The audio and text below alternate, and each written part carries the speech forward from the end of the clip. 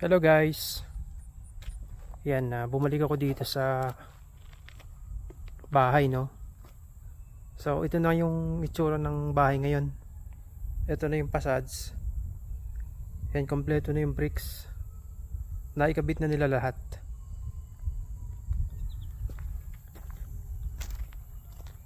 Pasok tayo.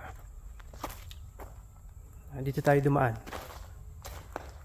Yan, dito sa wall meron na siyang drywall, no, ceiling, tapos namasilya na rin nila lahat.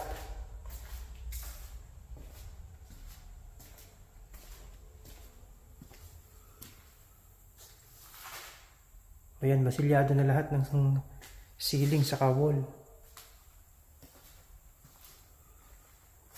Ito medyo gumanda na tingnan. Ayan na yung design niya dito sa ceiling. Kasi nakantuhan na nila. Ayan, konting lihan na lang. Ito sa kitchen, ganun din. Ito na lang yung pakonti-konti na lang. Ito, yung konting mamasilyahan.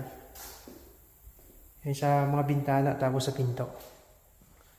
Tapos yan, okay na.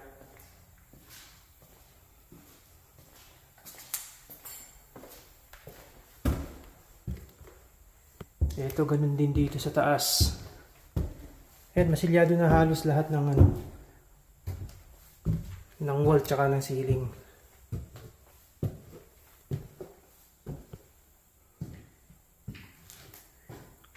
Ayan na guys. Yan, yung bintana na lang talaga yung mamasilyahan. Yan o, yung termination niya dito sa wall.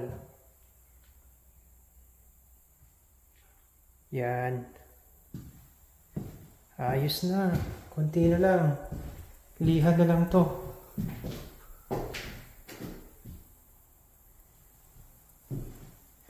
Ito yung mga lilihain nila guys. Para pumantay.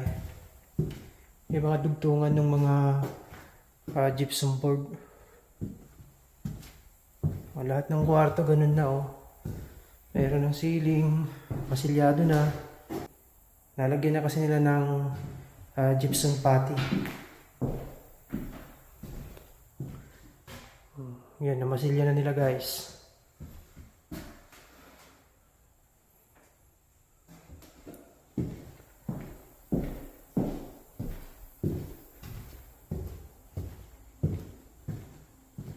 Ikot tayo dito sa mga kwarto. O yan. Masilyado na lahat.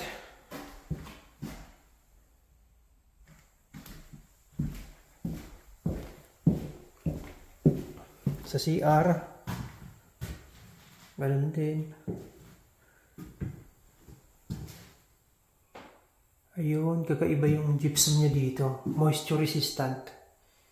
Ayun, kakaiba yung kulay guys.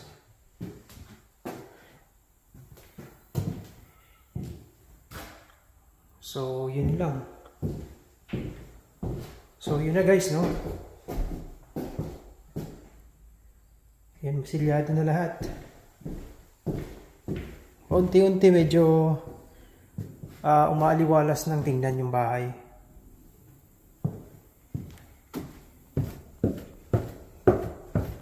Yan, medyo maganda na.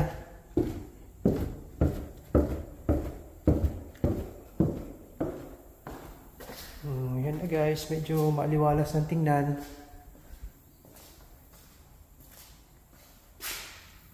Pag naikabit siguro yung mga cabinet dito sa taas, mga cupboard, cabinet dito sa baba, yan, maganda ng tingnan yan.